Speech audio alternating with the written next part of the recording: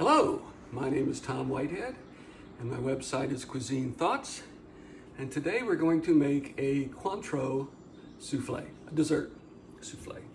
So the first thing we have to do is we have to prep the souffle dish. So what you do is you get some room temperature or melted butter and you butter this dish completely. You can do it with your fingers.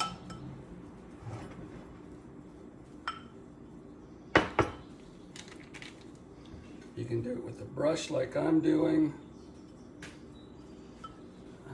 But anyway, you want it completely done. And the reason is you want sugar to stick to the edge because that'll help the souffle rise. So this is a little bit of sugar.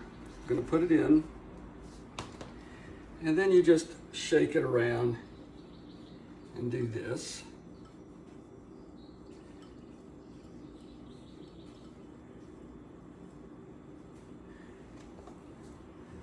And then tap it. And there you go. It's all sugared. So that's first. Second thing we do is we have the oven on 375 degrees.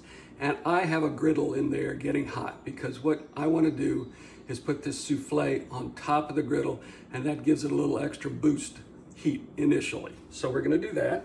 Next thing we have to do, first thing we have to do, is make a roux. So I've got 3 tablespoons of butter melted. We add to that 3 tablespoons of flour.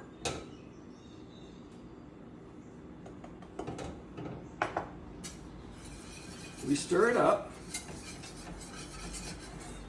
Now, roux is just a term for a flour and fat mixture. So you can have a butter roux, you can have an oil roux, you can have a lard roux, anything. And different roux are named for how they go through a color cycle. So, for instance, in a gumbo, you use a dark roux, and all you have to do is just keep it on the flame until it gets darker, but you have to be very careful. But this one's just called a blonde roux, because all we've done is just melt it. And what you have to do is just heat it for a little while to get a little of the flour taste out. So we've done that. Then we're gonna add a cup of milk.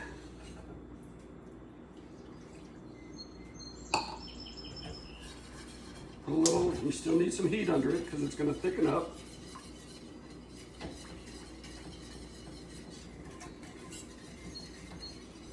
So this is gonna thicken up, and then we're gonna add some sugar to it, and some Cointreau, and some vanilla. So let's get this thick first.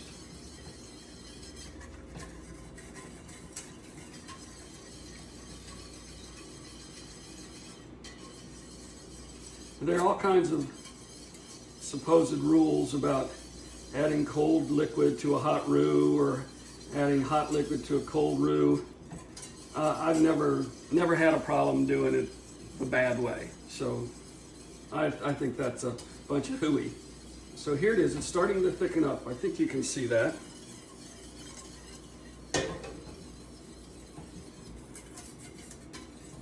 Oh yeah. So we're gonna add our sugar to it, which is about 1/2 cup of sugar.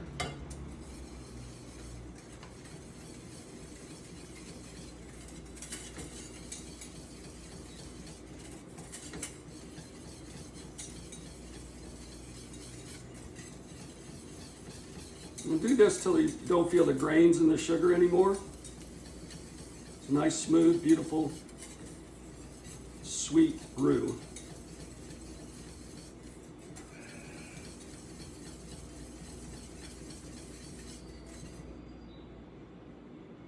There's a little bubble or two, that's all I'm looking for. Turn it off, take it off the heat. Let it cool down just a little bit, and while it's cooling down, we're going to put some Cointreau in. I'm going to put maybe an ounce.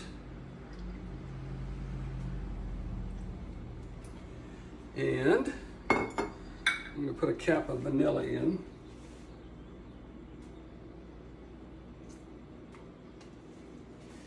and just a little bit of salt.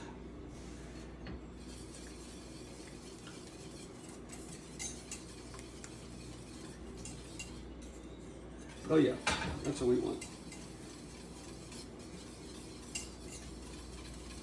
Okay, now, the next part is the meringue. Now, some very important parts about meringue, to making a meringue. First of all, the eggs have to be at room temperature, if not a little bit warmer. Very, very important. The next thing is cream of tartar. Some of the recipes say a pinch or this and that. No, no, no, no, no. When we're talking about cream of tartar, you're doing a minimum of half teaspoon. That's right, about that much. So, and I know I'm going against my usual routine. I'm going to actually put this into the KitchenAid. It's 5 egg whites. This is the 5 egg yolks. This recipe calls for 5 egg whites and 4 egg yolks, but I think that's ridiculous. I'm going to go ahead and use the 4 egg yolks too. And then I'm going to show you how to make this meringue. So the first thing you do is I've got room temperature egg whites in there. I'm going to put my cream of tartar in there. Then I'm going to put it in my Cuisinart with a whip.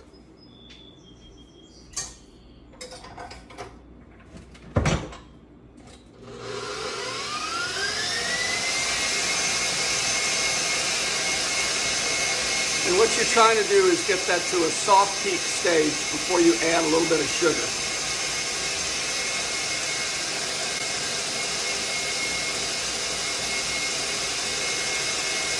And I'll bring it over when it's soft peak so you can see what it looks like.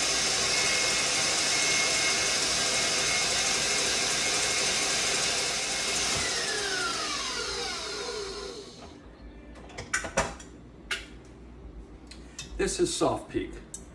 See how it won't hold a peak?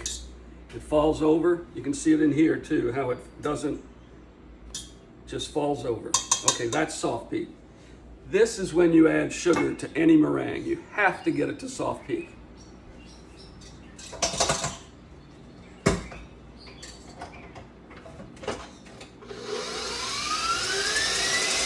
And then, for this purposes, we're going to put about a tablespoon of sugar in it.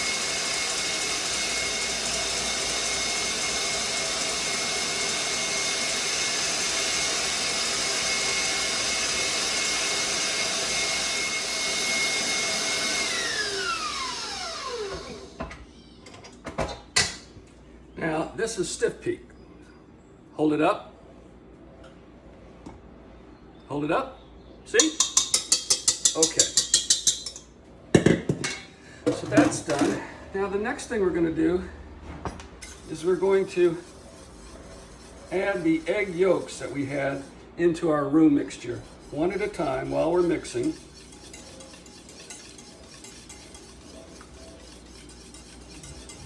Just we're enriching this.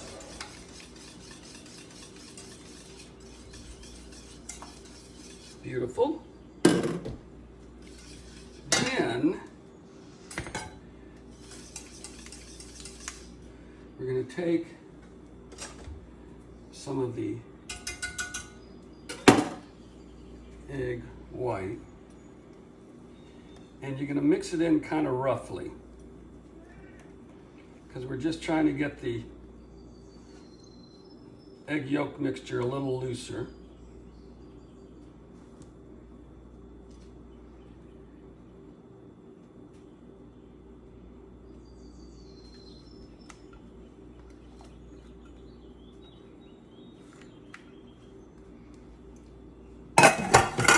Oops. Then you fold this in gently.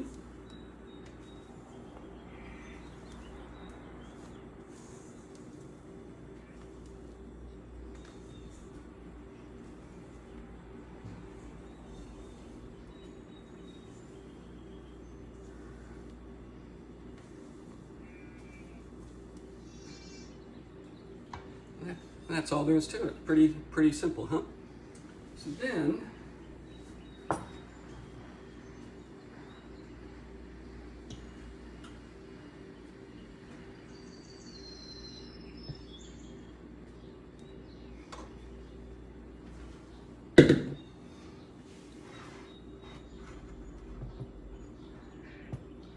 So there's our souffle. You want it to fill up about 3/4 of the way or so.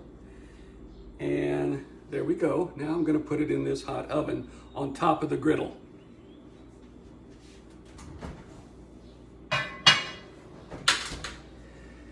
And that should cook for about half an hour or so. Soufflés are also very forgiving. When you get it to the height you want, it stops. I mean, it'll just stop at a certain height. But when you get it to where you like it and it's jiggling, you can take it out and eat it there because the inside is fine if it's a little wet. Or you can take it all the way to the dry stage. It's up to you. I like it a little wet. So we're gonna take it out at about half an hour. So I will be back. Okay, it's been about 20, 22, something like that minutes. Let's see what's going on.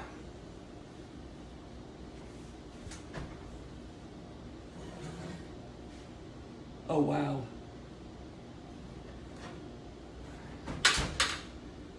How's that? Huh? Pretty spectacular. Well, I hope you enjoyed this. I've got to eat this before it collapses. Anyway, take care. Bon appetit.